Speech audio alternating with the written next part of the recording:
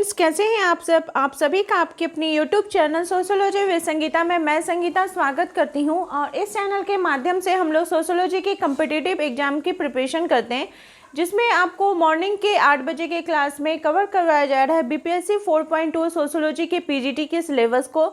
और रात के 8 बजे आपको कवर करवाई जा रही है झारखंड लेडीज सुपरवाइज़र और झारखंड CDPO के सिलेबस को। तो अभी जो रात का क्लास है आप लोगों का झारखंड लेडीज सुपरवाइज़र का, वो रिवीजन क्लास चल रहा है। और इसका जो कंप्लीट नोट्स है, अगर अभी भी कोई स्टूडेंट्स नोट्स को परचेस करना चाहते हैं तो जो कॉन्टैक्ट नंबर दिया हुआ है आप उसमें कॉन्टैक्ट करके नोट्स को, कंप्लीट नोट्स आपके सिलेबस के अकॉर्डिंग परचेस कर सकते हैं। साथ ही साथ मेरे पेड ग्रुप के स्टूडेंट के लिए टेलीग्राम पे मैं टेस्ट भी अरेंज करती हूँ, वहाँ पर आप टेस्ट भी अटेंड कर सकते हैं। आज का जो हमारा टॉपिक है वो है यूनिट 18। यूनिट 18 में आपको पढ़ना होगा रिलीजन यानी धर्म के संदर्भ में। तो चलिए हम लोग देखते हैं इससे रिलेटेड इंपॉर्टेंट क्वेश्चंस को। क्लास अगर आपको हेल्पफुल लगे तो जरूर इसे लाइक कर दें तथा अपने दोस्तों के बीच शेयर करें। और वैसे स्टूडेंट्स जो इस चैनल पर नए विजिट कर रहे हैं, प्लीज़ आप लोग सब्सक्राइब करके बेल आइकन को प्रेस कर लीजिए, जिससे क्या होगा कि क्लास जैसे ही अपलोड होगा उसका नोटिफिकेशन आप तक पहुंच जाएगा। तो आपका जो यूनिट 18 है उसमें आप देखिएगा आपके सिलेबस में मेंशन किया गया है कि आपको विभिन्न धार्मिक समुदायों की जीवन शैली के संदर्भ में जानना है, जिसके अंतर्गत आपको भारत में जो विभिन्न जाति व्यवस्था के लोग हैं, बौद्ध धर्म, जैन धर्म, इस्लाम, ईसाई, तो इन सभी से रिलेटेड क्वेश्चंस जो है एग्जाम में पूछे गए। और साथ ही साथ आपका जो ये धर्म है इसमें आपको वर्ण, आश्रम, आपका पुरुषास्त्र, संस्कार, कर्म का सिद्धांत, ये सभी जो है ये धर्म के अंतर्गत आते हैं। तो चलिए एक एक क्वेश्चंस को हम लोग कवर करते हैं। और ये सारे क्वेश्चंस जो है आपके एग्जाम के प्रीवियस ईयर के क्वेश्चन हैं। सबसे पहला क्वेश्चन है कि हिंदू सामाजिक जीवन पद्धति के अनुसार निम्नलिखित को सही क्रम में व्यवस्थित करना है। यानी हम लोग जैसा कि जानते हैं कि मनुष्य का जो जीवन था, जब ऋग्वैदिक काल की बात की जाए तो उस समय 100 साल का उनका जीवन को बोला गया था कि कोई भी मनुष्य जो है वो 100 वर्ष तक जीवित रहता है। तो उस आधार पर 25 वर्ष करके उसको 4 आश्रम व्यवस्थाओं में बांटा गया था। तो यहाँ पे आपको उसके क्रम में सजाना है कि पहले क्या होगा फिर क्या होगा, उस हिसाब से। तो सबसे पहले हो जाएगा आपका ब्रह्मचर्य, फिर गृहस्थ, उसके बाद आपका आ जाएगा वानप्रस्थ और फिर संन्यास आश्रम। तो इस हिसाब से इसको बांटा गया है। नेक्स्ट क्वेश्चन है कि निम्नलिखित में से कौन सा एक पुरुषार्थ नहीं है। तो पुरुषार्थ की अगर बात की जाए तो पुरुषार्थ जो है वो 4 प्रकार के होते हैं। कौन कौन से? धर्म, अर्थ, काम और मोक्ष। ठीक है, मोक्ष की प्राप्ति, मोक्ष बोला जाता है। मोक्ष जो होता है वो जीवन का अंतिम उद्देश्य होता है कि मोक्ष मतलब भगवान की प्राप्ति। लेकिन मृत्यु ये जो है ये पुरुषार्थ का एक अंग नहीं है। नेक्स्ट क्वेश्चन है कि एक सार्थक जीवन के लिए भारतीय विचारधारा में कौन से 4 पुरुषार्थ बताए गए हैं। तो हम लोगों ने देखा इसका ऑप्शन नंबर बी हो जाएगा, धर्म, अर्थ, काम और मोक्ष। ये देखिए आपका यूपी PGT 2011 में पूछा गया है। वही क्वेश्चन आपको 2021 में भी देखने को मिलेगा। उसको थोड़ा चेंज करके बोला जा रहा है कि निम्नलिखित में से किसे द्विज कहा जाता है। तो जैसा कि हम जानते हैं कि जो हमारा धर्म है इसमें 4 प्रकार के जातियों का वर्गीकरण किया गया है, ब्राह्मण, क्षत्रिय, आपका वैश्य और शूद्र। तो इसमें से द्विज जातियाँ कौन कौन सी हैं। तो इसमें ऑप्शन नंबर ए हो जाएगा, ब्राह्मण, क्षत्रिय और वैश्य जो हो जाएंगे वो द्विज जाति के अंतर्गत आ जाएंगे। नेक्स्ट क्वेश्चन हम लोग देखते हैं। नेक्स्ट क्वेश्चन है कि गीता में वर्णित क्रम के 3 प्रकारों में निम्नलिखित में से कौन सा नहीं है। तो जो हमारा कर्म का 3 प्रकार है, मतलब बोला जाता है कि आप जिस प्रकार से आपका गुण होगा आप उस प्रकार से कर्म करेंगे। तो गीता में जो 3 प्रकार के कर्मों का वर्गीकरण किया गया है वो है सात्विक क्रम, राजसिक क्रम और तामसिक क्रम। और इसी आधार पर जो ये संसार का विकास हुआ है, और हम कह सकते हैं कि जिसकी जो प्रवृत्ति होती है सात्विक, राजसिक और तामसिक, तो उसका आचरण भी वैसा ही होता है। नेक्स्ट क्वेश्चन है कि धार्मिक पंथ में सत्ता का प्रकार है। तो धार्मिक जो धर्म की जब बात की जाए तो उस समय कैसा था, तो परंपरागत सत्ता थे। परंपरागत सत्ता के अंतर्गत आपको वही प्राचीन आपके रीति रिवाज, आपके परंपराएं, आपके आदत, आपका दिनचर्या किस प्रकार से करते, ये सभी चीज़ें जो प्राचीन काल से जो रेगुलर बेसिस पे चलती आ रही हैं वही चीज़ों को फॉलो किया जाता है। नेक्स्ट क्वेश्चन है कि निम्नलिखित में से किसमें वर्ण व्यवस्था का प्रथम उल्लेख मिला है। तो सबसे पहले उल्लेख कहाँ पे मिला है हमें? ऋग्वेद में। और ये क्वेश्चन देखिए कितना इम्पोर्टेंट है कि ये आपका 2010 यूपीपीजीटी के 13 में पूछा गया, 16 में पूछा गया, 21 में पूछा गया है। तो ये कितना इम्पोर्टेंट है। और ऋग्वेद में ही 4 प्रकार के वर्णों के बारे में भी बताया गया है कि 4 प्रकार के वर्ण कौन कौन से हो जाएंगे? ब्राह्मण, क्षत्रिय, वैश्य और शूद्र। नेक्स्ट क्वेश्चन है कि धर्म, परिवार, जाति, विवाह उदाहरण है। तो किसका उदाहरण है? तो ये सामाजिक संस्थाओं का उदाहरण है कि हमारा जो समाज है इसके अंतर्गत जो संस्थाएं हैं, तो संस्था मतलब क्या हो गया कि अलग अलग अंग, जिस प्रकार से मनुष्य का अलग अलग अंग होता है, सबका अपना अलग अलग काम होता है, आँख का, नाक का, कान का, और उसी प्रकार से समाज को भी सुचारू रूप से चलाने के लिए अलग अलग संस्थाओं की आवश्यकता होगी। इसमें आपका धर्म आ जाएगा, परिवार आ जाएगा, जाति आ जाएगा, विवाह आ जाएगा। तो सब जब सुचारू रूप से चलते हैं, सही ढंग से चलते हैं, तभी समाज जो है हम बोल सकते हैं कि ये सही ढंग से चल रहा है। अगर इनमें से किसी एक में भी अगर कहीं भी कुछ भी गड़बड़ी हो जाए तो वो समाज को क्या करता है? विघटन कर देता है। चीज़ें ठीक है, इस चीज़ को ध्यान में रखिएगा। नेक्स्ट क्वेश्चन है कि निम्नलिखित में से किसमें सांस्कृतिक लक्ष्यों को अस्वीकृत किया गया है और संस्थानिक साधनों को स्वीकृत किया गया है? तो जो धार्मिक कृत्यवाद हैं इसमें सांस्कृतिक लक्ष्यों को अस्वीकृत करके संस्थानिक साधनों को स्वीकृत किया गया है। नेक्स्ट क्वेश्चन है कि निम्नलिखित में से कौन सा धार्मिक स्तर का एक उप स्तर नहीं है? तो जो अलौकिकवाद है ये धार्मिक स्तर का उपस्तर नहीं है, जबकि मान लीजिए जीव सत्तावाद, अद्वैतवाद, बहुदेववाद, ये सब जो सत्ता है, धार्मिक सत्ता है, माने धर्म के आधार पर जो सत्ता का वर्गीकरण किया गया है, तो हम इसको कह सकते हैं कि अलग अलग इसके भाग हैं। नेक्स्ट है कि दाएं भाग के प्रणेता कौन है? तो जिमुतवाहन है। और ये मेनली कहाँ पे आपको देखने को मिलेगा? तो बंगाल में इस प्रकार का प्रचलन ज़्यादा देखने को मिलेगा। अगर आपसे पूछ दे कि दाएं भाग का शाब्दिक अर्थ क्या होता है, तो इसमें जो पिता की धन संपत्ति होती है, ठीक है, जिसमें आपके बाप आपके पिताजी, आपके दादाजी, ये सभी जो आएंगे, इसमें जो संपत्ति का बंटवारा है ये पुत्रों में, पौत्रों में या फिर जो अन्य संबंधियों होते हैं उसमें बांटा जाता है, तो उसी को ही दाएं भाग बोला जाता है। नेक्स्ट क्वेश्चन है कि निम्नांकित में से कौन सी विशेषता सामाजिक वर्ग की नहीं है? नहीं पूछा जा रहा है कि सामाजिक वर्ग की विशेषता नहीं है। तो प्रदत्त परिस्थिति, हाँ ये हमें ऑलरेडी ऐसे ही मिल जाती है। क्या बताइए, सामाजिक वर्ग में आपको ये विशेषता नहीं है? तो हाँ ये यही हो जाएगा कि प्रदत्त परिस्थिति सामाजिक वर्ग की विशेषता नहीं है। जब जन्म को छोड़कर अन्य किस आधार पर हम समाज के विभिन्न समूहों को विभाजित करते हैं, तो ऐसे प्रत्येक समूह को सामाजिक वर्ग कहा जाता है। तो इस प्रकार का जो वर्ग होता है उसमें सामाजिक परिस्थिति, सामाजिक आर्थिक हित, ये सभी चीज़ें देखी जाती हैं कि हाँ किस आधार पर समाज में बंटवारा किया जाता है। लेकिन एक चीज़ ध्यान में रखिएगा कि आपका जो लिंग है, आपकी आयु, आपका नातेदारी, आपका जाति, प्रजाति, ये सब ऑलरेडी आपको प्रदत्त परिस्थिति के अंतर्गत आता है कि आपको ऑलरेडी मिल जाता है। इसके लिए आपको कोई एक्स्ट्रा मेहनत करने की जरूरत नहीं पड़ती है। नेक्स्ट क्वेश्चन है कि निम्नलिखित में से कौन सा द्विज, द्विज मतलब जिसका दूसरी बार जन्म हुआ है, अर्थात ट्वाइस बॉर्न श्रेणी में सम्मिलित नहीं होता है? तो हम लोगों ने देखा कि इसके अंतर्गत शूद्र आते हैं। नेक्स्ट क्वेश्चन है कि हिंदू जीवन शैली में कितने ऋणों की चर्चा की गई है? तो हिंदू का जो जीवन शैली, इसमें पंच ऋण की चर्चा की गई है। वे पंच ऋण कौन कौन से हैं? मातृ ऋण, पितृ ऋण, देव ऋण, गुरु ऋण और अतिथि ऋण। इसलिए देखिएगा कि भारत में अतिथि को भी देव के समान माना जाता है। बोला जाता है ना, अतिथि देवो भव, तो ये भी एक प्रकार का ऋण है।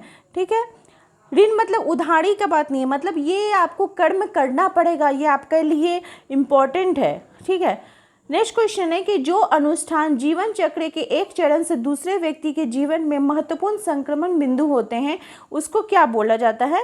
तो एक चक्र से दूसरे चक्र कैसे जा रहा है? तो एक व्यक्ति से दूसरे व्यक्ति के जीवन में जा रहा है, हस्तांतरण हो रहा है, तो इसको बोला जाता है जीवन यात्रा का संस्कार। क्या बोला जाता है? जीवन यात्रा का संस्कार बोला जाता है। नेक्स्ट क्वेश्चन है कि मनु के अनुसार निम्नलिखित में से कौन सा एक धर्म का प्रकार नहीं है? ठीक है, तो मनु जो थे वो कितने प्रकार के धर्मों के बारे में बात किए थे? 4 प्रकार के। ठीक है, इसको भी याद रखिएगा। और 4 प्रकार के आपके धर्म कौन थे? तो राजधर्म, आश्रम धर्म, सामान्य धर्म और आपद धर्म। लेकिन जो ये गौ धर्म है ये कोई धर्म उन्होंने नहीं बात किया था। नेक्स्ट है कि हिंदू धर्मशास्त्र के अनुसार त्रिवर्ग में शामिल है। तो त्रिवर्ग में क्या शामिल है? धर्म, अर्थ और आपका त्रिवर्ण में शामिल है काम, अर्थ और धर्म।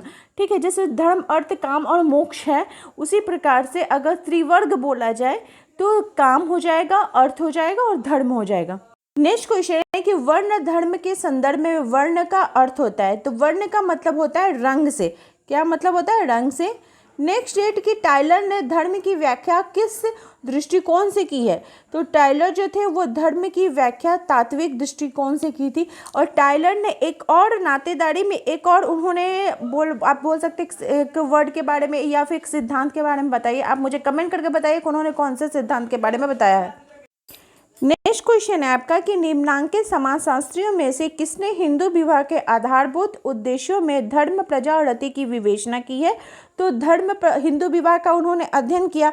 कौन किए? तो पीएन प्रभु। अब उसके अध्ययन के आधार पर विवाह का जो उद्देश्य बताया कि ये जो हिंदू में विवाह किया जाता है तो उसका क्या उद्देश्य है, क्या ऑब्जेक्टिविटी है, तो वो हो जाएगा धर्म, प्रजा और रति। नेक्स्ट है कि अपने जीवन, अब मान लीजिए यहाँ पे धर्म, प्रजा और रति का मतलब आप लोग समझते होंगे। धर्म का मतलब होता है कि जो धर्म है, हमारा जो धर्म है उसका अच्छे प्रकार से पालन करना। प्रजा का मतलब हो गया कि संतान जो होंगे उनका अच्छी प्रकार से लालन पालन करना। और रति मतलब जो मनुष्य की एक आवश्यकता है यौन की, उसकी पूर्ति के लिए परिवार की आवश्यकता पड़ती है। नेक्स्ट क्वेश्चन है कि अपने जीवन को भगवद गीता में वर्णित क्रम के सिद्धांतों के अनुसार जीना व्यक्तिक विघटन को रोकने का सर्वोत्तम तरीका है। ठीक है, तो यह क्या है? तो हम कह सकते हैं यह बहुत हद तक सही है क्योंकि यह भावनात्मक स्थिरता को हमें सिखाता है। नेक्स्ट क्वेश्चन है कि हिंदू सामाजिक संगठन में चतुर्वर्ण कौन कौन से, 4 वर्ण कौन कौन से हैं? तो हम लोगों ने पहले के क्वेश्चन में देखा ब्राह्मण, क्षत्रिय, वैश्य और शूद्र, ये 4 वर्ण हैं। नेक्स्ट क्वेश्चन है, क्वेश्चन आपका पूछा जा रहा है कि एक हिंदू के सामाजिक जीवन के आश्रम कौन कौन से हैं? तो 4 आश्रम है, ब्रह्मचर्य, गृहस्थ, वानप्रस्थ और संन्यास आश्रम। नेक्स्ट क्वेश्चन है कि भारतीय सामाजिक दर्शन के अनुसार कितने प्रकार के संस्कारों के बारे में बात की गई है? तो भारतीय सामाजिक दर्शन में 16 प्रकार के संस्कारों की बात की गई, जो इस प्रकार से है: गर्भाधान, पुंसवन, सीमांतोयन, जातक्रम, नामकरण, निष्क्रमण, अन्नप्राशन, चूड़ाकर्म, विधारम, विद्यारम जिसको बोल सकते हैं, कर्णवेद, यज्ञोपवीता, वेदारम, केशांत, समावर्तन, विवाह और अंत्येष्टि। ये 16 प्रकार के कर्म बताए गए हैं। कर्म का सिद्धांत किसके द्वारा समझाया गया है? तो कर्म का जो सिद्धांत है ये श्री कृष्ण जी के द्वारा भगवद गीता में समझाया गया है। नेक्स्ट है कि हिंदू आश्रम व्यवस्था का मुख्य उद्देश्य क्या है? तो व्यक्तियों का पुरुषार्थ को व्यवस्थित पूर्ति के योग्य बनाना, ये हिंदू आपका आश्रम व्यवस्था का मुख्य उद्देश्य है। नेक्स्ट है कि कर्म की अवधारणा किससे संबंधित है? तो कर्म की जो अवधारणा है आपका, तो कर्म जो है ये हमारे जीवन शैली में बनी रहती है और व्यक्ति की ये पूरा जीवन पर्यंत चल जाता है क्योंकि वो उसका भूतकाल का भी कर्म देखा जाता है कि वो भूतकाल में कैसा कर्म किया है, उसका वर्तमान का भी देखा जाता है, इसलिए बोला जाता है कि आप कर्म अच्छा करिए। ठीक है। नेक्स्ट है कि निम्नलिखित में से किस कर्म का संबंध वर्तमान जीवन व कर्मों से है? तो जो प्रारब्ध होता है, ठीक है, कर्म विभागक प्रकरण में ये पुस्तक है, इसमें कर्म के 3 भेद बताए गए हैं। कौन कौन सा है? संचित कर्म, प्रारब्ध कर्म और संचयमान या फिर क्रियामान कर्म। जो संचित कर्म होते हैं वो उस कर्म शक्ति को कहते हैं जो अतीत के कर्मों से उत्पन्न होते हैं किंतु जिसको फलों का प्रारंभ नहीं होता है। प्रारब्ध कर्म भी पूर्व की जीवन शैली से ही उत्पन्न होता है किंतु उसके फलों का प्रारंभ इस जीवन में हो चुका होता है। जैसे वर्तमान में मान लीजिए शरीर और धन संपत्ति है, ये क्रियामान कर्म के अंतर्गत है जिसका संचार जो होता है वो वर्तमान जीवन में होता है। नेक्स्ट है कि सर्वप्रथम वैश्यावृत्ति का उल्लेख किस ग्रंथ में मिला था? तो सबसे पहले पुराणों में इसके बारे में बात की गई थी, लेकिन वहाँ पे क्या वर्णन किया गया था? गणिका के रूप में। ठीक है। और विष्णु साहित्य तथा मत्स्य पुराण में भी इसके संदर्भ में बात की गई थी कि जो वैश्याएं होती थी उनकी उपस्थिति विवाह में शुभ माना जाता था। और बौद्ध युग में राज नर्तकियाँ, राजबालाएँ पाई जाती थीं। पौराणिक साहित्य में देवदासी का उल्लेख मिलता है जो मंदिरों दीवालों में नाचने का और गाने का काम करती थी।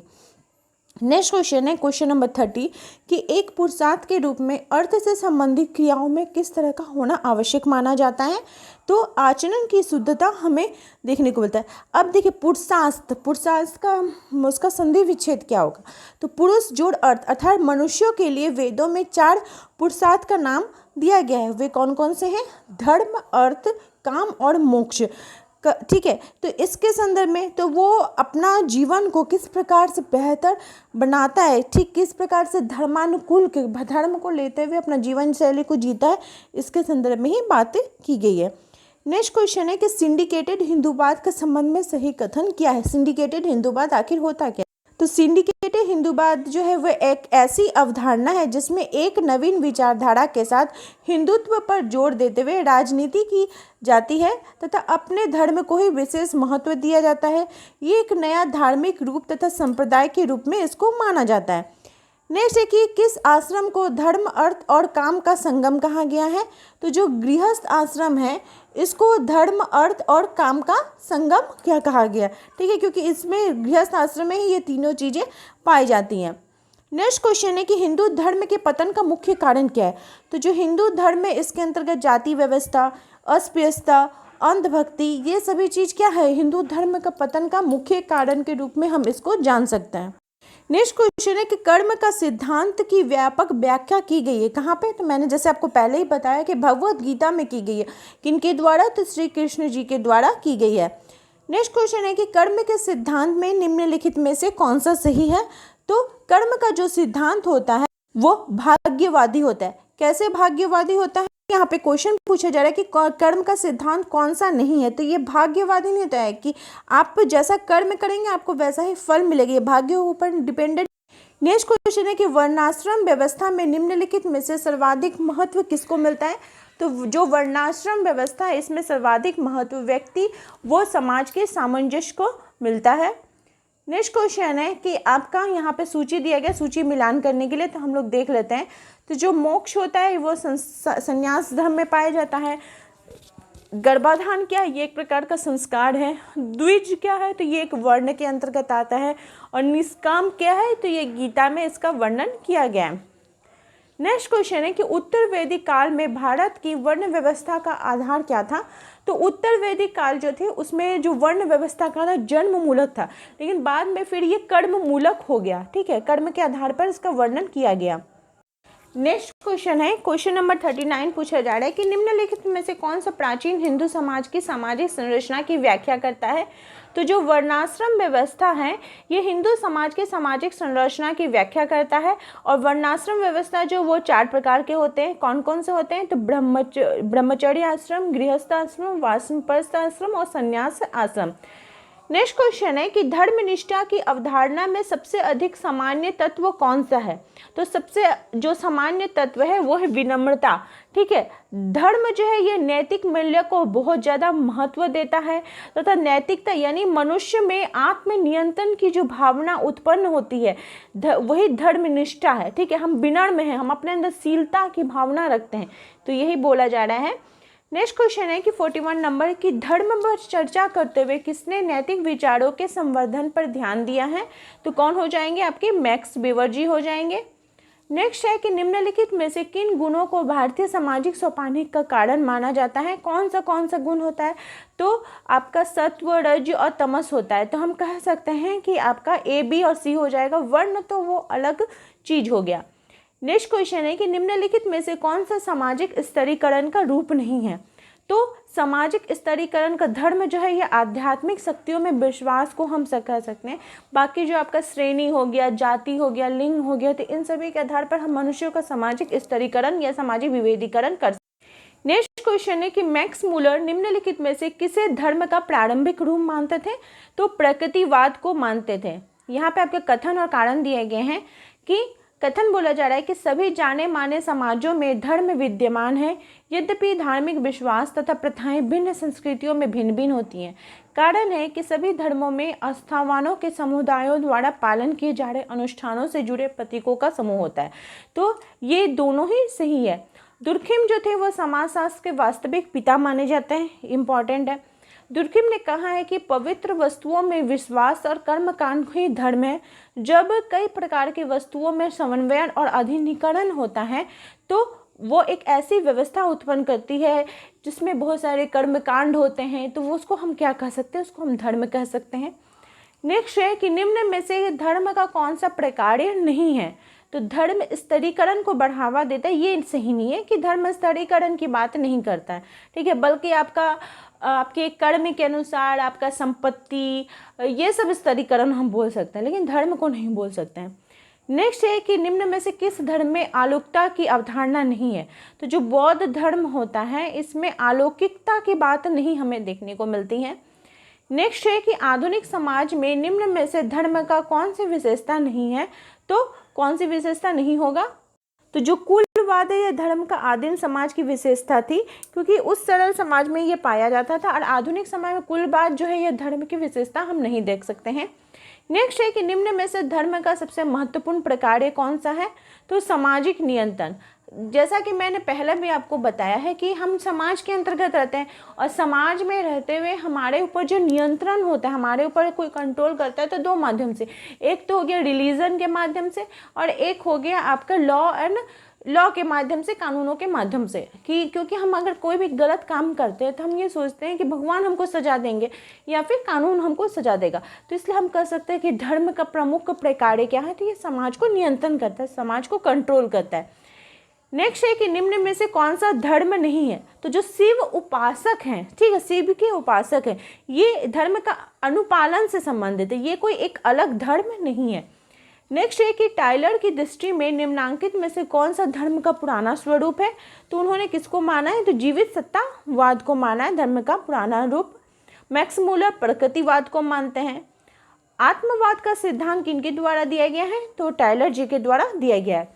तो आई होप आप लोगों को आज का जो टॉपिक है वो अच्छे प्रकार से समझ में आ गया होगा, और इसमें जितने इंपॉर्टेंट क्वेश्चंस हो सके मैं सारे ही आपको उसमें कवर करवा दी हूँ। इसी प्रकार से अपने चैनल के साथ बने रहिए। आप सभी का मेरे चैनल में बने रहने के लिए बहुत बहुत धन्यवाद।